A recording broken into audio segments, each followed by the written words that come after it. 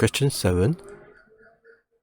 A student determines the specific heat capacity of water using the apparatus shown. Okay, if you look at this apparatus, what happens is that you have water coming in at 35 degrees Celsius. As water comes in, it actually gets heated up by this heating coil. So as a result, the water temperature will be higher as it leaves this apparatus at 38.8 degrees Celsius.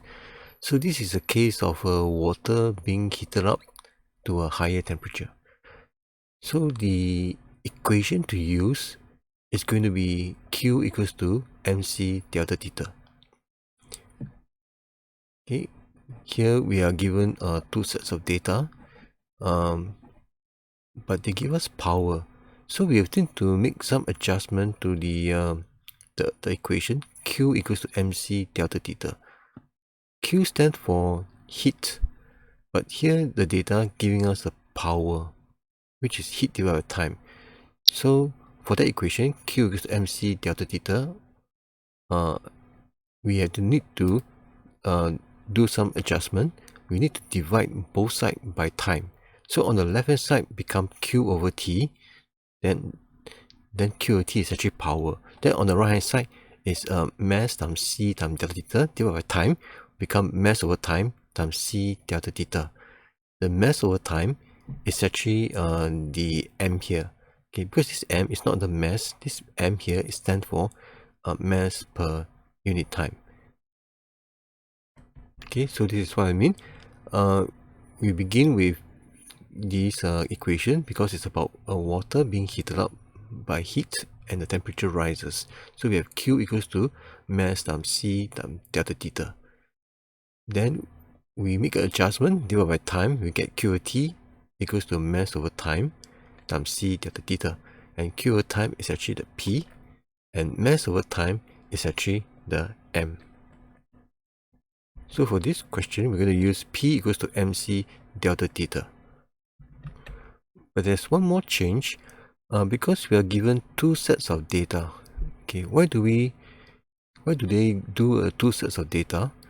Well, actually what happens that in just now the equation, P equals mc delta theta, as in the previous other questions, normally we assume the heat loss to the surrounding is 0, but in reality there is some significant heat loss to the surrounding.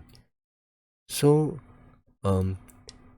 we can't just assume it is 0 because there is some heat loss to the surrounding. So what we do is we actually get two sets of data. Okay, the question is why by getting the two sets of data we actually can take into account the real heat loss to the surrounding. Okay, if you notice that these two sets of data were done using the same temperature. The inlet is 35 degrees and the outlet is 38.8 degrees Celsius. It's the same for both cases.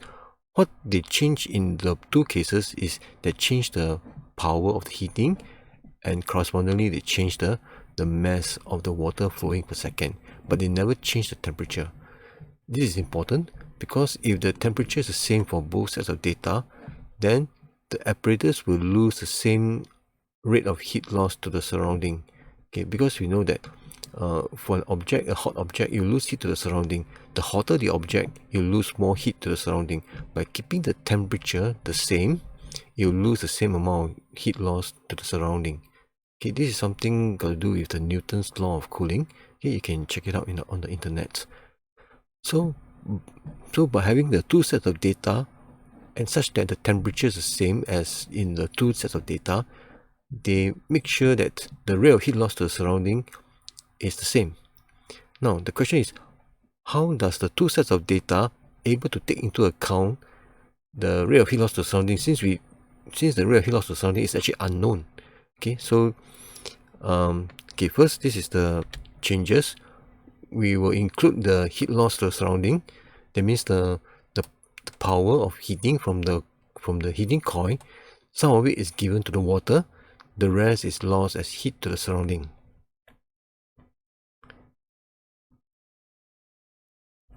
So by having these two sets of data, how do we take into account the rate of heat loss to surrounding? Okay, this is how. By substituting these two sets of data into our equation,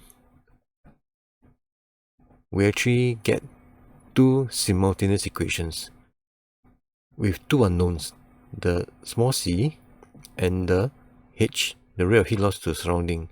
Yes, the small h is unknown, but by using this simultaneous equation, we actually can take into account this h, and we can solve simultaneously for c.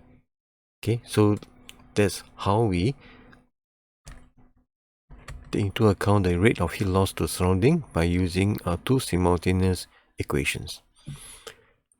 Okay, also take note that in substituting the value for m, okay, this m is in gram per second, but because they want our answer to be in kg, so we need to convert the gram to kg. So down here you have 1.60 times 10⁻³ . Okay, so solving simultaneously, we get the answer, the C, the specific capacity of water, to be equal to 4160 joules per kg per Kelvin.